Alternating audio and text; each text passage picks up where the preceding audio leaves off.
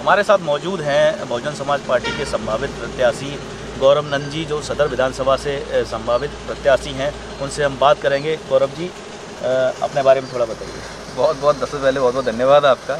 अब संभावित और उन बातों का दौर ख़त्म हो चुका है। बीएसपी ने अपना मैनपुरी 107 सदर से प्रत्याशी उतार दिया है और जी जो फाइनलाइजेशन औपचारिकता होती है वो भी कंप्लीट हो गई है। आज या कल में जो पदाधिकारी आएंगे बहन जी के कार्यालय से, वो आपको प्रेस कॉन्फ्रेंस के थ्रू अनाउंस भी कर देंगे।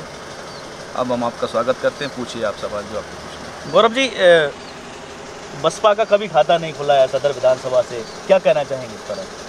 देखिए, सबसे बड़ी बात है कि बहन जी की जो नीति है उसमें नए पदाधिकारियों की ज़रूरत थी, नए प्रत्याशियों की ज़रूरत थी, वो आ चुकी है। बहुजन का जो अपने आप में जो मूल मंत्र है या जो उसका मतलब होता है वो होता है सभी लोगों को जोड़ना, चाहे वो दलित वर्ग हो, पिछड़ा वर्ग हो।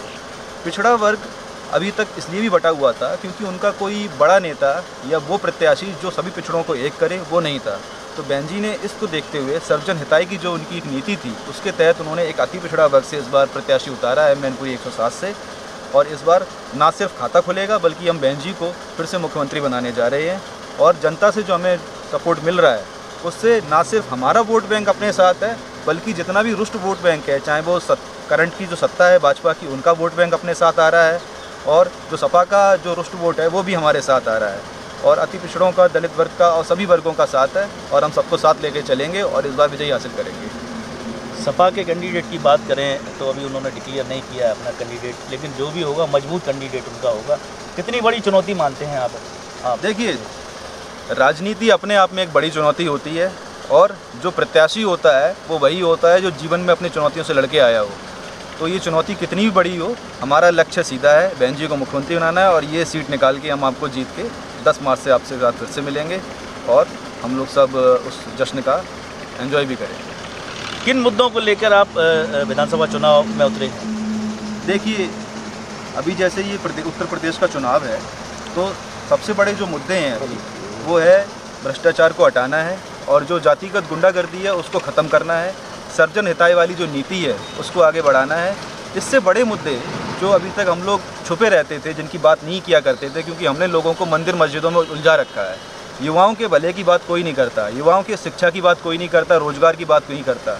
जैसे ही युवा का दिमाग खुलता है 12वीं करने के बाद, उसको मंदिर मस्जिद में उलझा दिया जाता है। इसलिए युवा पिछड़ रहा है। युवाओं को जागरूक करने वाली बात है। शिक्षा का जो व्यवसायीकरण हो रहा है उसको ख़त्म होना चाहिए, रोजगार को बढ़ावा देना चाहिए। जो चंद 2-4 उद्योगपतियों को फ़ायदा दिया जा रहा है उसको ख़त्म करके हमको नए रोजगार कैसे लाए जाएं, अलग अलग विभागों को कैसे लाया जाए सामने, चाहे वो सरकारी विभाग हो चाहे वो प्राइवेट विभाग हो। प्राइवेटाइजेशन का मतलब ये नहीं होना चाहिए केवल 4 ही उद्योगपति आपको नौकरी देंगे। प्राइवेटाइजेशन का जो मूल मंत्र होना चाहिए कंपटीशन को बढ़ाना, जो कॉम्पिटिटिव चीज़ें हैं, ताकि छोटा व्यवसायी है वो भी अगर पढ़ लिख से अगर अपनी पूंजी लगा के कुछ कर सकता है, सरकार से पूंजी लेके कुछ कर सकता है, उसको भी आगे बढ़ना चाहिए, वो भी रोज़गार दे। हर आदमी ना सिर्फ रोज़गार मांगे बल्कि रोज़गार देने वाला ही बनना चाहिए अगर आपके पास टैलेंट है तो। इन चीज़ों को देखना है। और चूँकि हम 107 मैनपुरी सदर से खड़े हो रहे हैं तो यहाँ की जो स्थानीय मुद्दे हैं, गांव-गांव अगर जाएंगे तब मालूम पड़ता है कि असली मुद्दे क्या हैं। हम एक्सप्रेस वे हाईवे पे बैठ के नहीं देख सकते कि स्थानीय मुद्दे क्या हैं। कहीं कहीं आपकी रोडें बिल्कुल नहीं बनी हुई हैं, खरंजे नहीं हैं। जो उनका राशन कार्ड है उनको राशन नहीं मिलता, श्रम कार्ड का उनका वो नहीं मिलता।